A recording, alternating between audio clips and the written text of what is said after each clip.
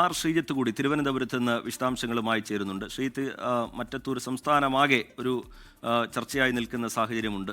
ഈ മറ്റത്തൂരിലെ ഈ കൂറുമാറ്റം അല്ലെങ്കിൽ കോൺഗ്രസ് BJP സഹകരണം എന്നൊക്കെ വ്യാഖ്യാനിക്കാവുന്ന തരത്തിലേക്കുള്ള സാഹചര്യങ്ങൾ, അത് CPIM ഒരു രാഷ്ട്രീയ ആയുധമായി എടുത്തിട്ടുണ്ട്. മുഖ്യമന്ത്രി തന്നെ ആ വിഷയം ഏറ്റെടുക്കുന്നത് നമ്മൾ കണ്ടു. മന്ത്രിമാർ അത് ഏറ്റുപിടിക്കുന്നത് നമ്മൾ കണ്ടു.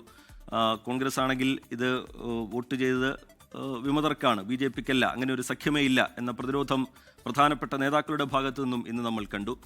ഈ രാഷ്ട്രീയ വിവാദം വളരുന്നത് എങ്ങനെയാണ് ശ്രീജിത്ത്?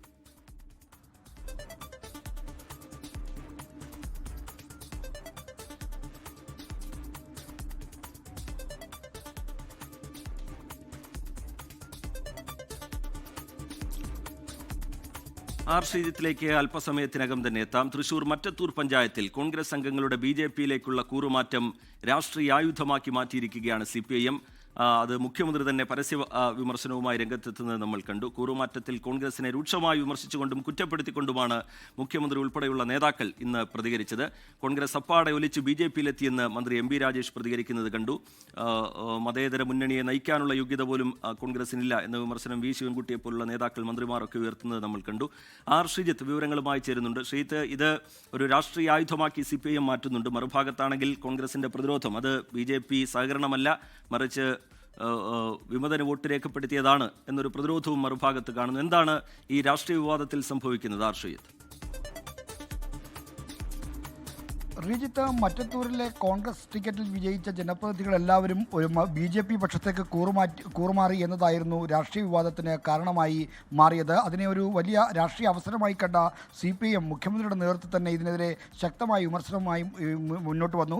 ഗോവയിലും അരുണാചൽ പ്രദേശിലും മറ്റും നടന്നതുപോലെ രായ്ക്ക് രാമാനും കോൺഗ്രസ് അംഗങ്ങൾ BJPയിലെത്തുന്ന കാഴ്ചയുടെ കേരള മാതൃക എന്നാണ് മറ്റത്തൂരിലെ കൂറുമാറ്റത്തെ മുഖ്യമന്ത്രി വിശേഷിപ്പിച്ചത്. മറ്റ് CPIM നേതാക്കളും മന്ത്രിമാരുമൊക്കെ തന്നെ ഈ കൂറുമാറ്റത്തിനെതിരെ രംഗത്ത് വന്നു. എന്നാൽ കോൺഗ്രസ് പറയുന്നത് അവിടെ സ്ഥാനമോഹികളായ ചിലരാണ് കൂറുമാറ്റം നടത്തിയത്, മാത്രമല്ല വിമതർക്ക് പിന്തുണ കൊടുത്തതാണ് എന്നും മറ്റും പറയുന്നു. ഇപ്പോൾ മറ്റത്തൂരിലെ ഈ കൂറുമാറി എന്ന് ആരോപിക്കപ്പെടുന്ന അംഗങ്ങൾ അവരുടെ വിശദീകരണവുമായി രംഗത്ത് വന്നിട്ടുണ്ട്. അപ്പോൾ ഇത് ഈ രാഷ്ട്രീയ വിവാദവുമായി ബന്ധപ്പെട്ട CPIM ഇതിനെ BJPയിലേക്കുള്ള കൂറുമാറ്റമായി ആണ് കാണുന്നത്.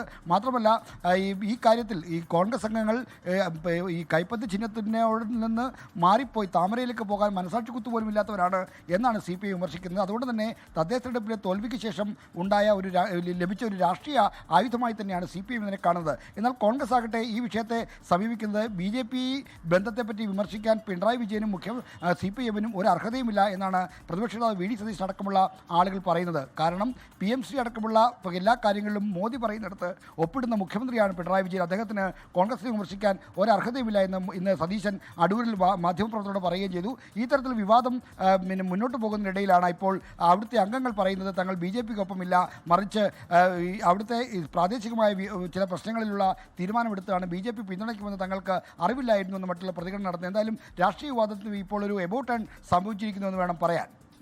ശരി, ശ്രീജിത്ത് തിരുവനന്തപുരത്ത് നിന്ന് വിശദാംശങ്ങൾ പങ്കുവയ്ക്കുകയായിരുന്നു. ഒപ്പം തന്നെ തൃശ്ശൂരിൽ നിന്ന് സൂരജ് സജീവം. നിയമസഭാ തെരഞ്ഞെടുപ്പ് പടിവാതിൽക്കൽ എത്തി നിൽക്കെ ഈ മറ്റത്തൂർ വിഷയം സജീവ വിഷയമായി ഏറ്റെടുക്കുകയാണ്, പ്രചാരണായുധമായി ഏറ്റെടുക്കുകയാണ് CPIM. ലോകത്തെവിടെയായാലും ഏത് സമയത്തും 24 വാർത്തകളും ഓഗ്മെന്റഡ് റിയാലിറ്റി പാക്കേജുകളും എക്സ്പ്ലെയിനറുകളും വിശദമായി കാണാൻ ഞങ്ങളുടെ YouTube ചാനൽ നിങ്ങൾക്ക് സബ്സ്ക്രൈബ് ചെയ്യാം.